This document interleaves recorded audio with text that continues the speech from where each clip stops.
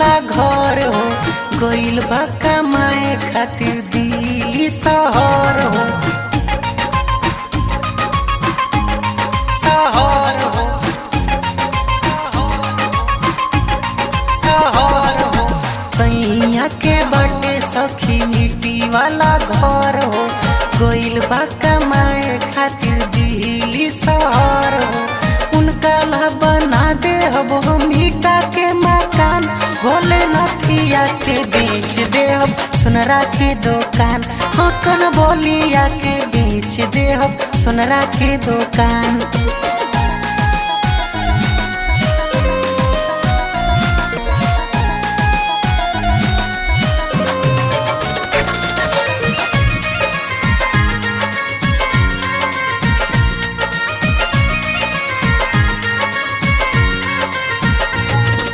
नैहर में रह के सखी पैनी हम दुख हो, ससुरा में जाके पैनी पियावा से सुख हो, पियावा से सुख हो।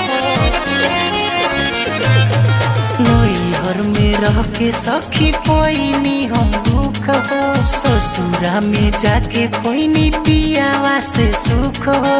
घर ही में उनका के कराई भमाराम, भोले हरावा के बेच दे हम सोनरा के दुकान, पयलावा के बेच दे हम सोनरा के दुकान।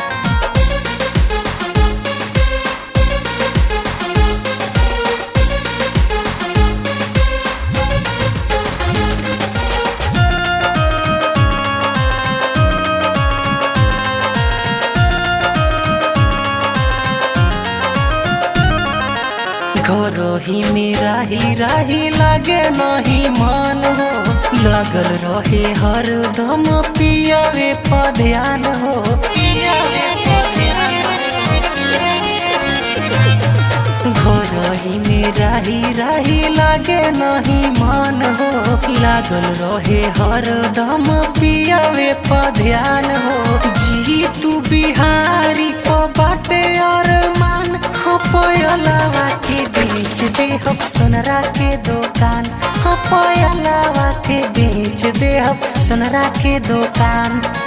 सैया के बाटे सखी मिट्टी वाला घर हो, गइल बा कमाए खातिर दिल्ली शहर हो। उनका ला बना दे हम ईटा के मकान, भोले नथिया के बेच दे हम सोनरा के दुकान, हाँ हाँ नथिया के बेच दे हम सोनरा के दुकान। जाए सैया तहरा खातिर सब कुछ कुर्बान कर देनी हो।